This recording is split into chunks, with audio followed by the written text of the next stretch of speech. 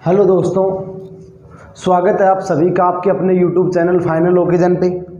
और मैं आज आपके लिए लेकर आया हूँ 25 प्रश्नों का एक सेट, हिंदी के 25 प्रश्नों का एक सेट। और जो 25 प्रश्न हैं वो बहुत ही बेहतर तरीके के प्रश्न हैं दोस्तों, और जो लगातार कंटिन्यू किसी न किसी एग्ज़ाम में रिपीटेड हो रहे हैं, और जो वो आपके पीटीटी एग्ज़ाम के लिए भी बहुत ही कामयाब साबित होंगे।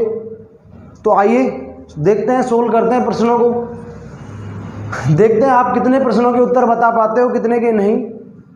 तो आइए, सबसे पहला क्वेश्चन है यण संधि को दर्शाने वाला विकल्प है। सबसे पहला क्वेश्चन है यण संधि को दर्शाने वाला विकल्प है। सब ऑप्शन नंबर 1 है शीतऋतु, उसके बाद ऑप्शन नंबर 2 है षडानन, ऑप्शन नंबर 3 है गुरुआज्ञा, और ऑप्शन नंबर 4 है महोदय। बताओ अपना जो उत्तर है वो आप अपने कमेंट बॉक्स में देना कि यण संधि को दर्शाने वाला विकल्प है शीतऋतु, उसके बाद है षडानन, गुरुआज्ञा और महोदय। तो इन जो यण संधि को जो दर्शाने वाला जो विकल्प है वो इसमें विकल्प है 3 नंबर गुरुआज्ञा। ठीक है। उसके बाद क्वेश्चन नंबर 2 है निम्नलिखित में कौन सा संधि विच्छेद सही नहीं है, कि निम्नलिखित में कौन सा संधि विच्छेद सही नहीं है। तो इसमें क्या क्या आएगा? अभिषेक राम, अभि प्लस शेख, राम प्लस अयन, उसके बाद है वी प्लस सम, और उसके बाद है नी प्लस चय, उसके बाद है नी प्लस चय। बताओ कौन सा होगा? तो इसमें जो है ये जो अभिषेक है ये भी सही है, क्योंकि इसमें स के स्थान पे जो षटकोण वाला स हो जाएगा। ठीक है। इसमें रामायण ये भी सही है, इसमें वी और प्लस सम, तो यहाँ पे ई की मात्रा आ रही है, प्लस में स आ रहा है, तो ये किसमें चेंज हो जाएगा? षटकोण वाले स में। ठीक है। तो ये भी सही है, तीनों ऑप्शन सही है। ये जो निश्चय है ये सही नहीं है। ठीक है, ये सही नहीं है। तो ऑप्शन नंबर डी अपना जो राइट आंसर होगा। ठीक है। उसके बाद क्वेश्चन नंबर 3 है। ठीक है, क्रीडानंद का सही समास विग्रह है, कि क्रीडानंद का क्रीड़ा क्षेत्र का सही समास विग्रह है। ऑप्शन नंबर 1 है क्रीड़ा के लिए क्षेत्र, ऑप्शन नंबर 2 है क्रीड़ा का क्षेत्र, ऑप्शन नंबर 3 है क्रीड़ा और क्षेत्र। ठीक है। और ऑप्शन नंबर 4 है क्रीड़ा और क्षेत्र का समूह। इन चारों ऑप्शन में अपने को करेक्ट आंसर बताना है। ऑप्शन नंबर 1 है क्रीड़ा के लिए क्षेत्र, ऑप्शन नंबर 2 है क्रीड़ा का क्षेत्र, ऑप्शन नंबर 3 है क्रीड़ा और क्षेत्र, और ऑप्शन नंबर 4 है क्रीड़ा और क्षेत्र का समूह। तो क्रीड़ा का जो क्षेत्र है दोस्तों ये है क्रीड़ा के लिए क्षेत्र। ठीक है, कि क्रीड़ा क्षेत्र का जो समास विग्रह है वो होता है क्रीड़ा के लिए क्षेत्र। ठीक है। ये जो तीनों हैं ये क्या हो जाएंगे? गलत। ठीक है। तो इसके लिए जो समास विग्रह तो मैंने बता दिया, इसमें समास कौन सा है ये आप बताना अपने कमेंट बॉक्स में। किसमें बताओगे? कमेंट बॉक्स में, कि क्रीड़ा क्षेत्र में कौन सा समास है। ठीक है। उसके बाद चौथा नंबर क्वेश्चन है कि कर्मधारय समास को दर्शाने वाला विकल्प है। चौथा नंबर क्वेश्चन है कर्मधारय समास को दर्शाने वाला जो विकल्प है वो इनमें से कौन सा है?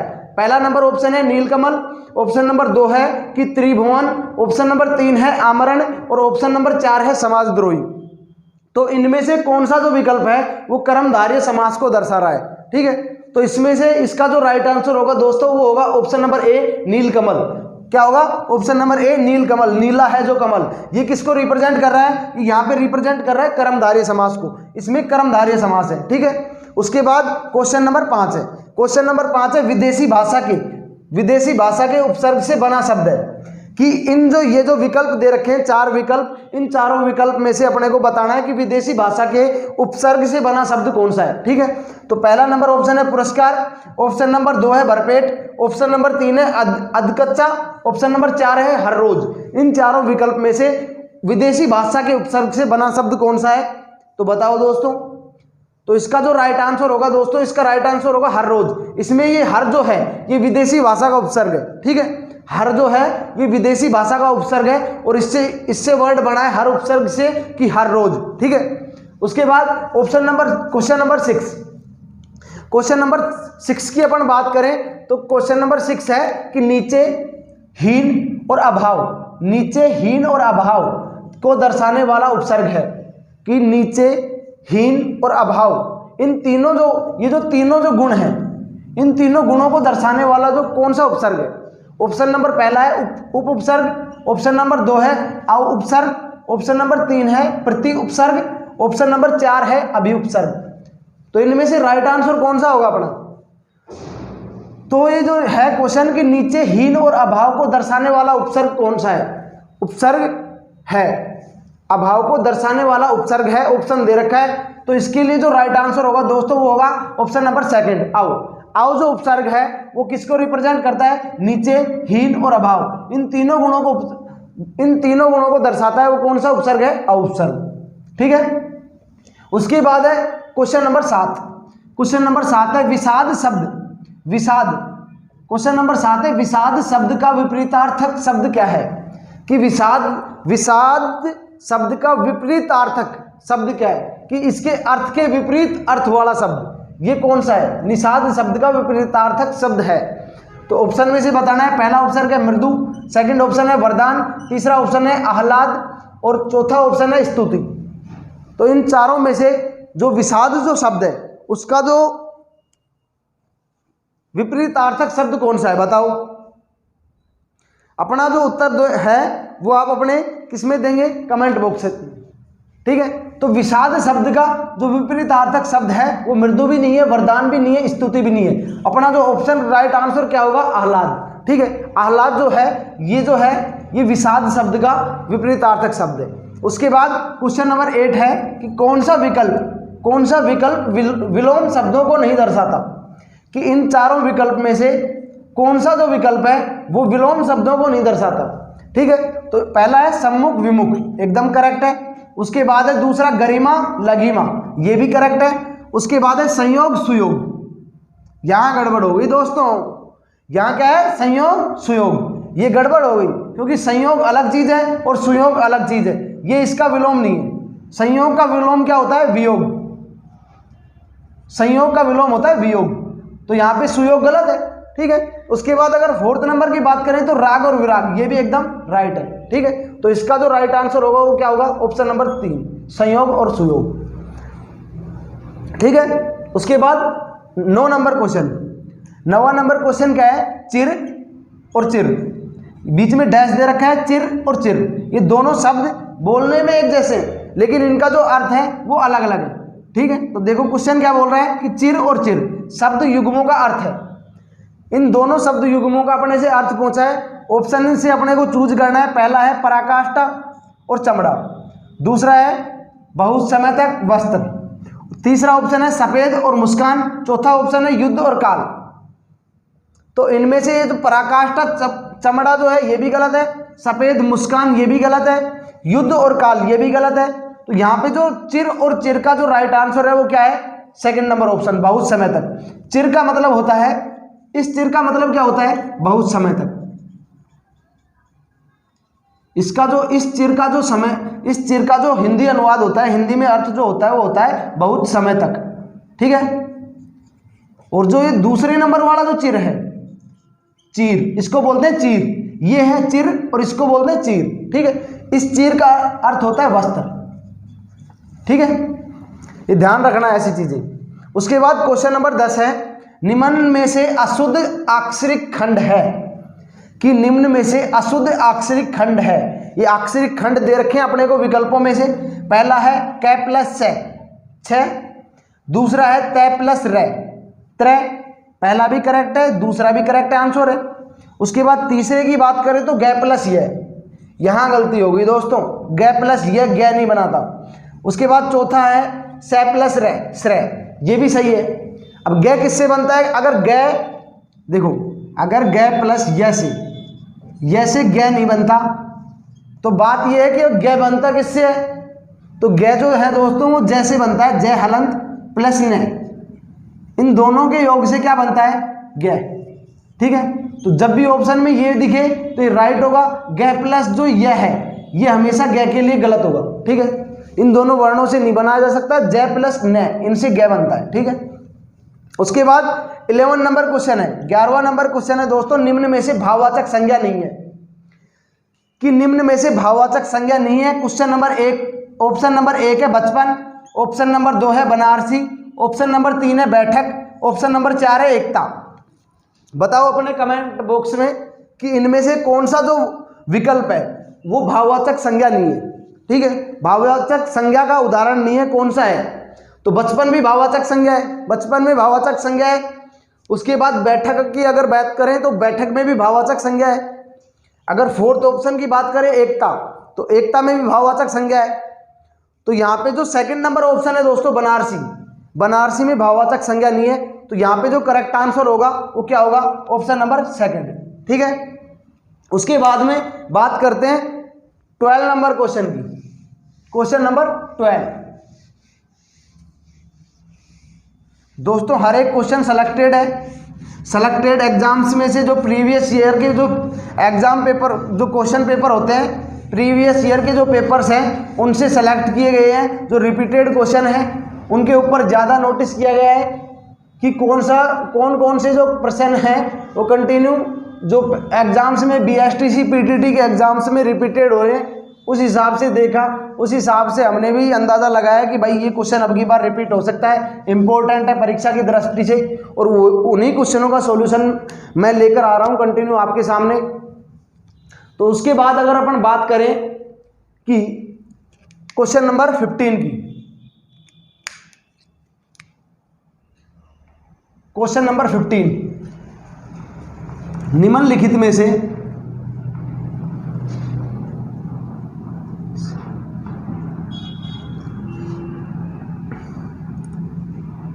कृष्ण का पर्यायवाची कौन सा नहीं है?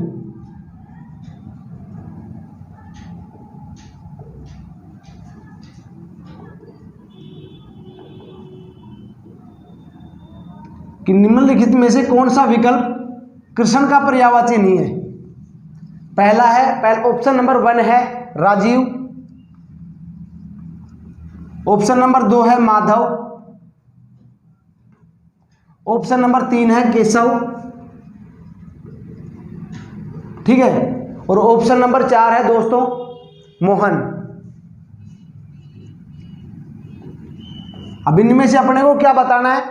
इनमें अपने को बताना यह है कि निम्नलिखित में से कृष्ण का पर्यायवाची कौन सा नहीं है। ठीक है, तो कौन सा नहीं है? ये जो सारे हैं माधव, केशव, मोहन, ये सभी किसके पर्यायवाची हैं? कृष्ण के, कृष्ण के अर्थात केशव। कृष्ण केशव बोले तो एक ही है, ये किसके पर्यायवाची है? कृष्ण या केशव के। अब इनमें से जो बच गया ये राजीव, ये कृष्ण का पर्यायवाची नहीं है। अब ये कृष्ण का पर्यायवाची नहीं है तो पर्यायवाची है किसका? तो ये जो राजीव है ये कमल का पर्यायवाची है। किसका पर्यायवाची है? कमल का। ठीक है, अब नेक्स्ट नंबर क्वेश्चन की बात करें, क्वेश्चन नंबर 16। क्वेश्चन नंबर 16 है चांदनी शब्द का पर्यायवाची शब्द नहीं है। चांदनी शब्द का पर्यायवाची शब्द नहीं है।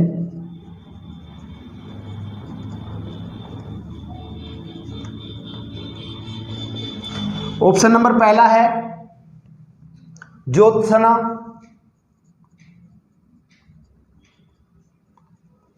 ऑप्शन नंबर 2 है कौमुदी, ठीक है, ऑप्शन नंबर 3 है चंद्रिका,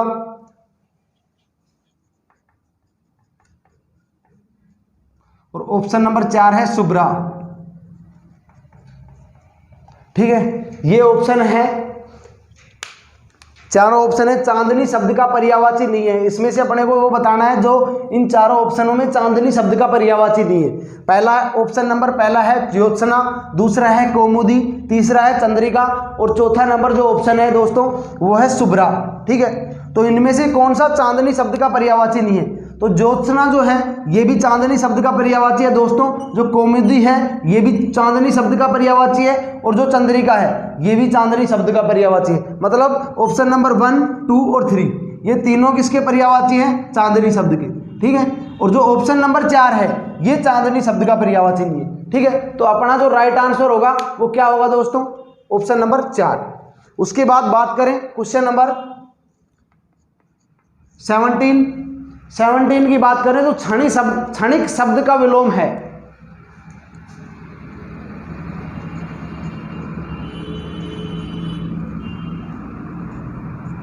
क्षणिक शब्द का विलोम शब्द है।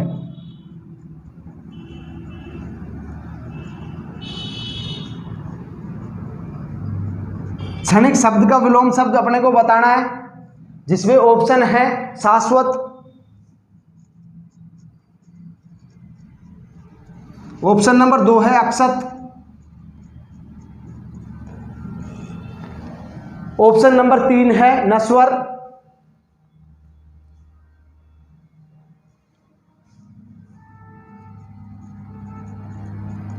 और ऑप्शन नंबर 4 है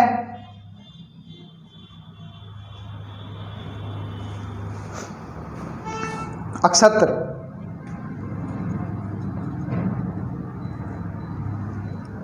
इनमें से अपने को क्षणिक शब्द का विलोम शब्द बताना है। तो क्षणिक शब्द का विलोम अक्षत भी नहीं है, नश्वर भी नहीं है, और 4th नंबर ऑप्शन ये भी नहीं है। तो अपने को बताना क्या है क्षणिक शब्द का। क्षणिक शब्द का जो मतलब होता है, अब क्षणिक शब्द का हिंदी जो अनुवाद होता है, जो मतलब जो होता है वो क्या होता है, क्षणभंगुर। क्षणिक मतलब क्षणभंगुर। क्षणभंगुर मतलब जो एक क्षण में नष्ट हो जाए। तो इसका जो विलोम होगा वो क्या होगा कि जो कभी भी नष्ट नहीं हो।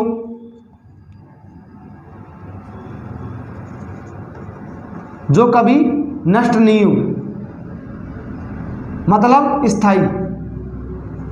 एक ऐसा जो वर्ड है, एक ऐसा शब्द इसका विलोम शब्द होगा जिसका अर्थ क्या हो, जिसकी जो कभी नष्ट नहीं हो या स्थायी हो। तो इसमें शाश्वत जो है ऑप्शन नंबर 1, इसका अर्थ यही है, ये क्षणिक का विलोम शब्द है दोस्तों। और इसका जो अर्थ है वो है स्थायी। शाश्वत मतलब स्थायी, जो मतलब सदा स्थायी रही, जो कभी नष्ट नहीं हो, इसको बोलते हैं अपन शाश्वत। ठीक है, उसके बाद बात करते हैं क्वेश्चन नंबर 18। क्वेश्चन नंबर 18 की बात करें दोस्तों,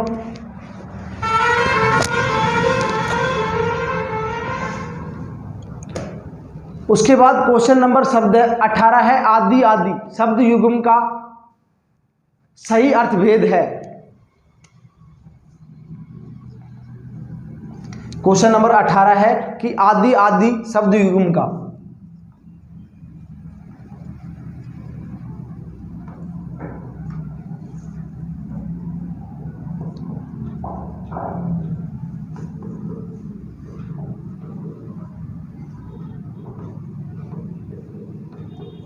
बहुत बार रिपीटेड क्वेश्चन है दोस्तों कि आदि आदि शब्द युग्म का जो है सही अर्थभेद है वो क्या है। ऑप्शन को ऑप्शन दे रखा है, पहला है पूर्व अंत,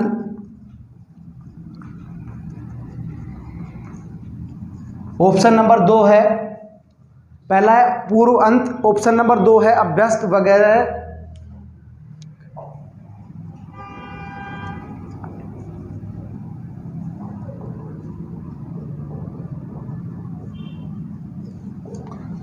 ऑप्शन नंबर 3 है अपने पास अंत प्रारंभ,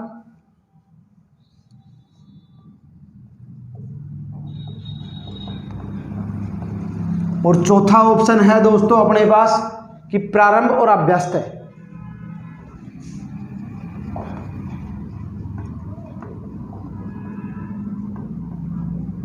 प्रारंभ और अभ्यस्त है। इन चारों ऑप्शन में अपने को बताना है कि आदि और आदि शब्द युग्म का सही अर्थभेद है। दोनों जो अक्षर हैं वो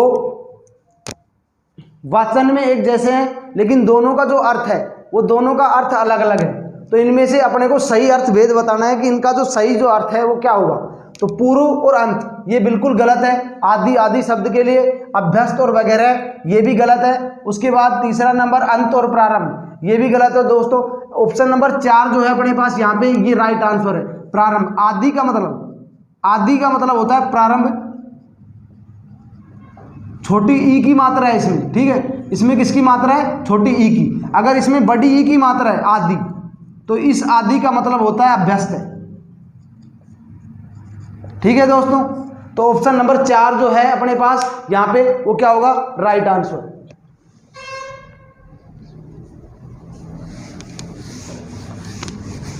उसके बाद है क्वेश्चन नंबर 19।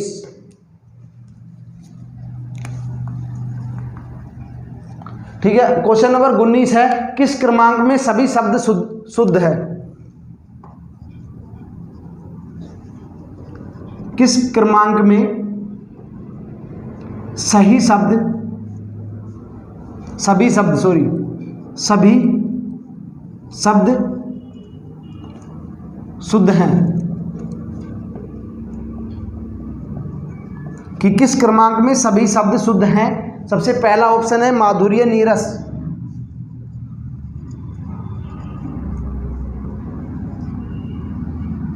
ऑप्शन नंबर 2 है माधुर्यता। ऑप्शन नंबर 2 है माधुर्यता।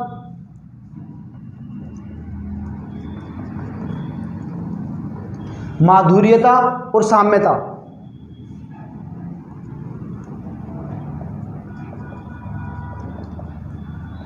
उसके बाद ऑप्शन नंबर 3 है दोस्तों अपने पास, तो 3 नंबर जो ऑप्शन है वो है ज्ञान। ज्ञान और विज्ञान।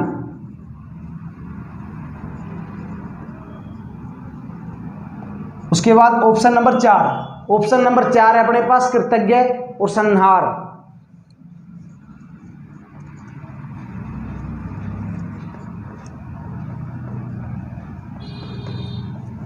इनमें से अपने पास जो कौन सा विकल्प है जिसके दोनों शब्द शुद्ध हैं? जिसमें दो शब्द दिए गए हैं हर ऑप्शन में, इन ऑप्शनों में ऐसा कौन सा ऑप्शन है जिसके दोनों शब्द शुद्ध हैं?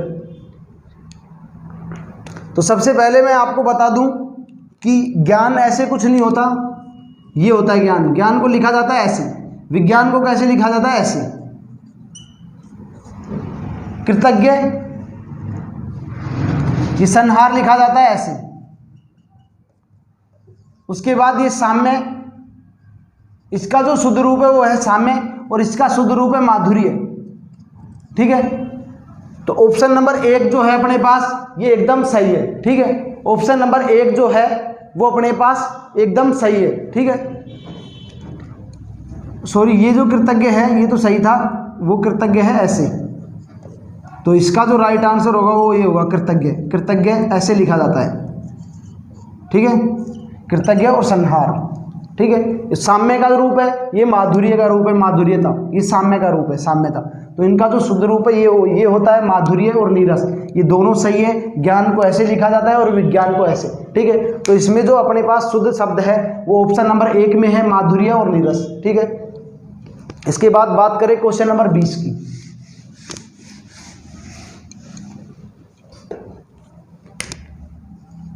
क्वेश्चन नंबर 20, तो क्वेश्चन नंबर 20 है अपने पास कि किसी के पीछे आंख बंद करके चलना, उसको अपन क्या कहते हैं? किसी के पीछे आंख बंद करके चलना,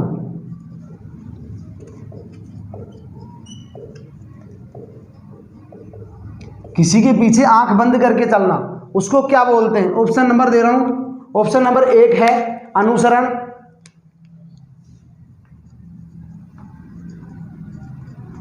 अनुसरण। ऑप्शन नंबर 2 है अंधानुकरण। ऑप्शन नंबर 3 है अनुकरण।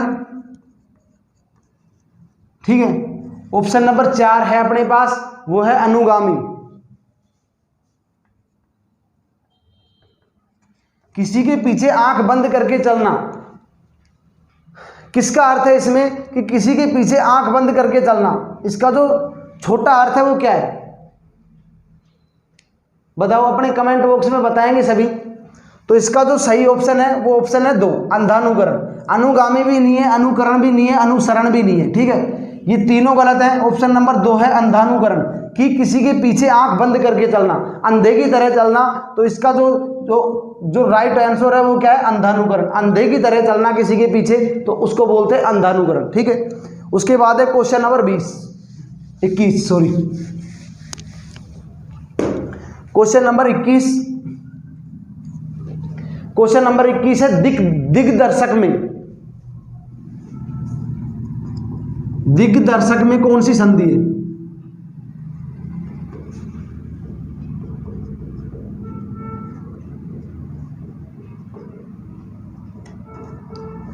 दिग्दर्शक में कौन सी संधि है? ऑप्शन नंबर पहला है विसर्ग संधि। दूसरा में है अयादी संधि। तीसरे नंबर ऑप्शन में है वृद्धि संधि, और ऑप्शन नंबर 4 में है व्यंजन संधि। बताओ दिग्दर्शक, दिग्दर्शक जो शब्द है इसमें कौन सी संधि है? ठीक है, ये बताओ। तो दिग्दर्शक शब्द में ना तो विसर्ग संधि है, ना ही अयादि संधि है, और ना ही वृद्धि संधि है। दिग्दर्शक शब्द में है व्यंजन संधि।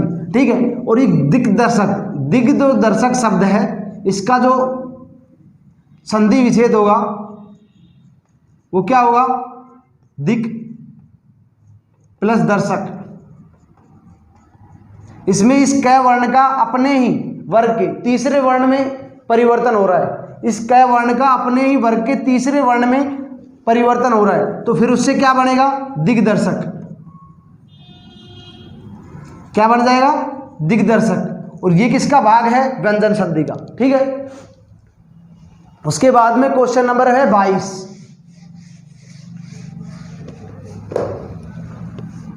क्वेश्चन नंबर 22 है, यद्यपि में कौन सी संधि है? यद्यपि जो शब्द है इसमें कौन सी संधि है?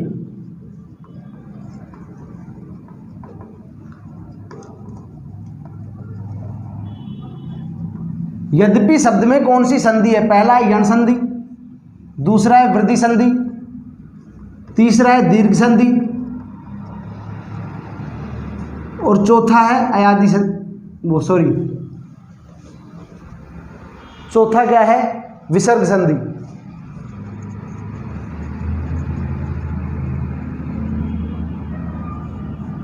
तो बताओ यद्यपि में कौन सी संधि है? यद्यपि जो शब्द है इसमें कौन सी संधि है, और इसका जो विच्छेद है, संधि विच्छेद, वो क्या है? ठीक है, तो इसमें वृद्धि संधि भी नहीं है, गलत होगा। इसके लिए दीर्घ संधि जो है, दीर्घ स्वर संधि, वो भी गलत होगा, और विसर्ग संधि भी गलत होगा। इसमें कौन सी संधि है? यण संधि। और यण संधि कैसे है? इसका जो संधि विच्छेद होगा वो होगा यदि प्लस अपि।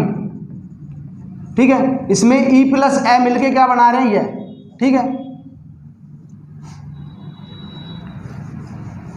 ई का यह बन रहा है यहां। ठीक है, ई जो है इसमें यहाँ पे ई जो है वो यह में परिवर्तित हो रही है, आधे यह में, हलंत यह में। ठीक है, तो यहाँ पे कौन सी संधि है? यद्यपि में यण संधि। ठीक है, उसके बाद क्वेश्चन नंबर 22।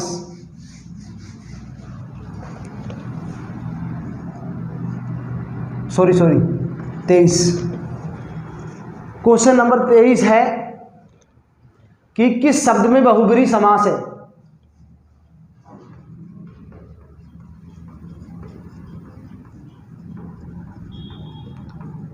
किस शब्द में बहुब्रीहि समास है?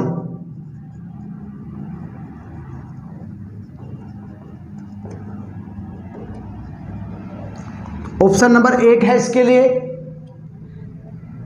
सप्ताह, ऑप्शन नंबर 2 है मेघनाद, ऑप्शन नंबर 3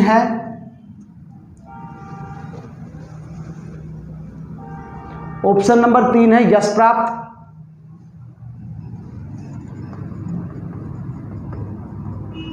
और ऑप्शन नंबर 4 है हस्तलिखित।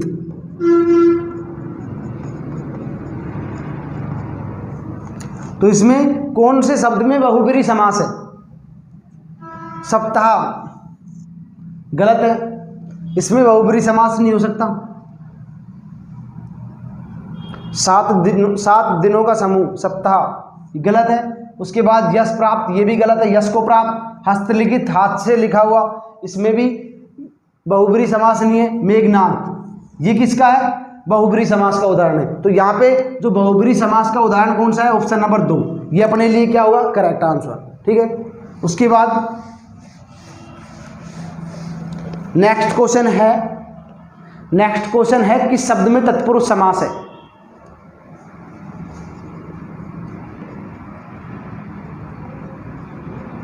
किस शब्द में तत्पुरुष समास है?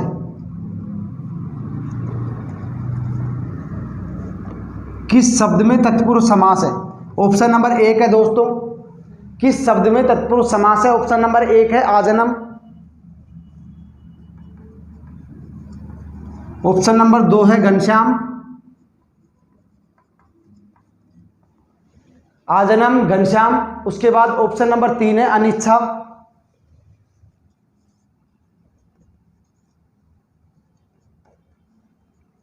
और ऑप्शन नंबर 4 लास्ट जो ऑप्शन है वो है तिरंगा।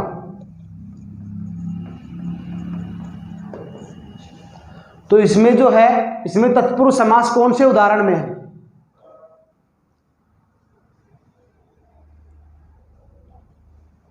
तो यहां पे आज ये जो आजन्म है ये गलत है, इसमें तत्पुरुष समास नहीं है। आजन्म में क्या है? अवयवी भाव समास।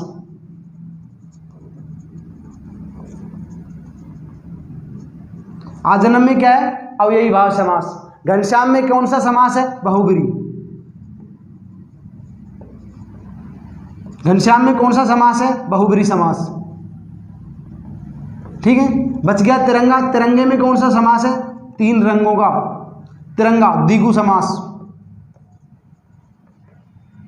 ठीक है, यहां पे जो अनिच्छा है ऑप्शन नंबर 3, इसमें कौन सा समास है? तत्पुरुष समास।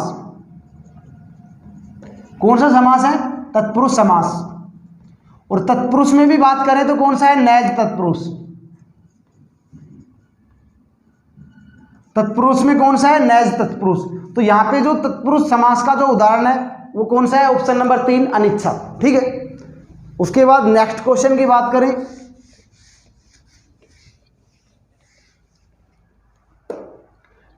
नेक्स्ट क्वेश्चन है किस शब्द में वी उपसर्ग का प्रयोग नहीं हुआ है?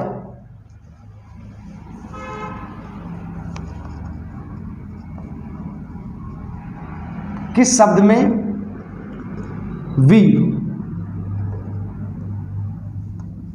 वी उपसर्ग का उपयोग नहीं हुआ है?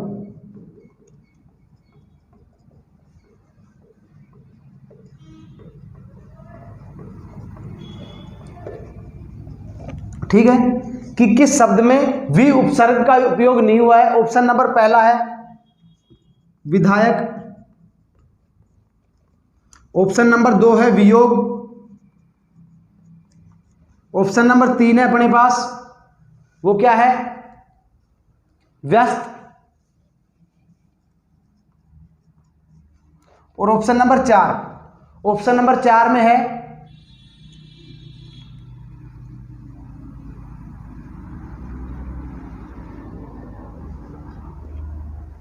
विलय। ठीक है, तो इन सभी में से विलय और इन सभी में से अपने को क्या देखना है कि किस शब्द में वी उपसर्ग का उपयोग नहीं हुआ है। ठीक है, तो बताओ।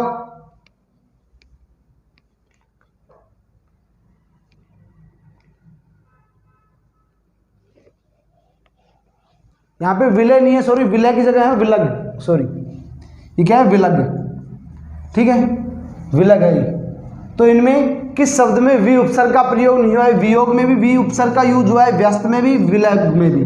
तो यहाँ पे जो विधायक शब्द है, इस विधायक शब्द में यहाँ पे वी उपसर्ग का उपयोग नहीं हुआ है। ठीक है, तो यहाँ पे विधायक ऑप्शन नंबर जो 1 है ये अपने लिए करेक्ट आंसर है कि इसमें वी उपसर्ग का उपयोग नहीं हुआ है।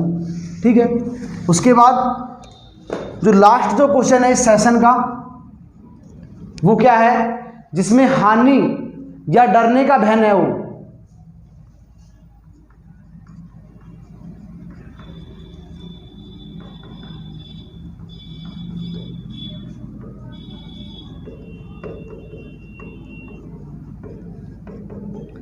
कि जिसमें हानि या डरने का भय न हो उसको अपन क्या बोलते हैं? पहला है निस्तेज।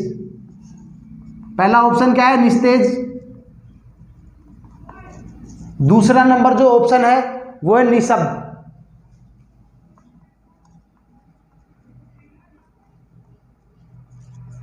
तीसरा नंबर ऑप्शन है धीरोदात्र। और चौथा नंबर जो ऑप्शन है वो चौथा नंबर है धीरोदत्त। ये चारों ऑप्शन है। और क्वेश्चन क्या है अपने पास? क्वेश्चन है अपने पास जिसमें हानि या डरने का भय न हो। निस्तेज मतलब, निस्तेज का मतलब होता है तेज रहित।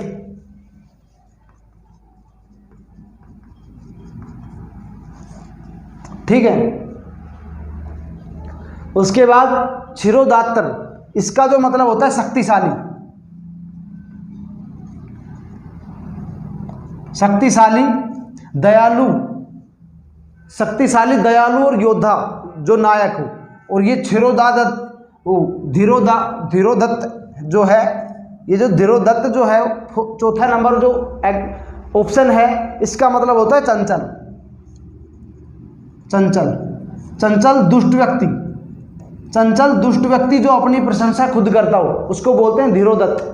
ठीक है। तो इनमें से जो राइट आंसर है वो आपको देखना है, ये क्या है, HW। इसका जो रिप्लाई है, आप रिप्लाई है वो कहाँ करोगे, अपने कमेंट बॉक्स में।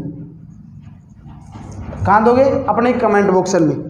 अगर वीडियो की जो क्वेश्चंस हैं उनका लेवल सभी को सही लगा, अच्छे लेवल के क्वेश्चन थे मेरे अकॉर्डिंग, और आपको बहुत बेहतरीन तरीके से काम आएंगे। ऐसे ही सेशन से जुड़ने के लिए अगर, और आप पहली बार अगर चैनल पे विजिट कर रहे हो तो चैनल को सब्सक्राइब ज़रूर करना, उसके साथ ही बेल आइकन को प्रेस करना, ताकि जो हमारा जो वीडियो है उसकी जो नोटिफिकेशन है वो सबसे पहले आप तक पहुँचे। अगर वीडियो में जानकारी अच्छी लगी हो, क्लास अच्छी लगी हो, तो वीडियो को लाइक करना ज़रूर बनता है, क्योंकि इस लाइक के लिए हम इतनी मेहनत कर रहे हैं आपके। ठीक है। तो वीडियो को लाइक ज़रूर करना। मिलते हैं अगली वीडियो में, नेक्स्ट सेशन में। तब तक के लिए जय हिंद, जय भारत।